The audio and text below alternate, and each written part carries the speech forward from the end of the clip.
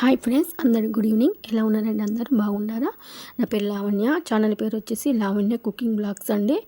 Like చేయండి, share చేయండి, comment చేయండి, సబ్స్క్రైబ్ చేసుకోండి ఫ్రెండ్స్. ఓకేనా? ఈరోజు అయితే లాంగ్ వీడియో ఏం పెట్టలేదండి. కొంచెం నేను బిజీగా ఉన్నా, అందుకే పెట్టలేదు. బిజీ అంటే ఇక నాకు పూలు వచ్చినాయండి, అందుకే అల్లుకుంటుండేసరికల్లా ఇక నేను వాయిస్ ఓవర్ ఇవ్వలేదు. అసలు వీలు కాలేదు నాకు.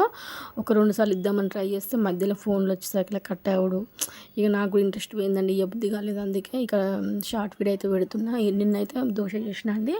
దోశలు అయితే మస్తు మంచిగా వచ్చినాయండి, క్రిస్పీగా. కలర్ కూడా మస్తు వచ్చింది.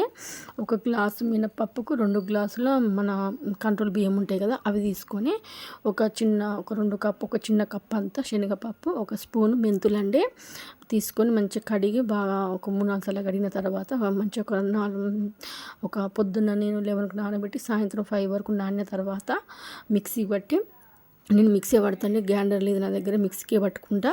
తర్వాత ఇక నైట్ ఉప్పు గిట్ల ఏమైందండి వట్టిదే పిండి పక్కకు పెడితే మంచిగా పులుస్తుందండి. పొద్దుగాల కొంచెం వాటర్ పోసి కొద్దిగా ఉప్పు వేసి కలిపి ఇక పట్టేటప్పుడైతే కొంచెం నేను అన్నం వేసుకుంటా అండి. అన్నం వేసుకుంటే కలర్ మంచిగా వస్తాయండి. ఇక చట్నీ కూడా ప్రిపేర్ చేసిన తర్వాత ఇక లంచ్ బాక్స్కి అదే పెట్టేస్తున్నా. పొద్దున కూడా అవి తినేసారండి. టేస్ట్ అయితే సూపర్ వచ్చినాయి ఫ్రెండ్స్. నేను లాంగ్ వీడియో రేపు పెడతానండి. రేపు డీటెయిల్గా అయితే లాంగ్ వీడియోలో ఉంటుంది, చూడండి ఫ్రెండ్స్. ఓకేనా? అందరికీ బాయ్ అండి. Take care.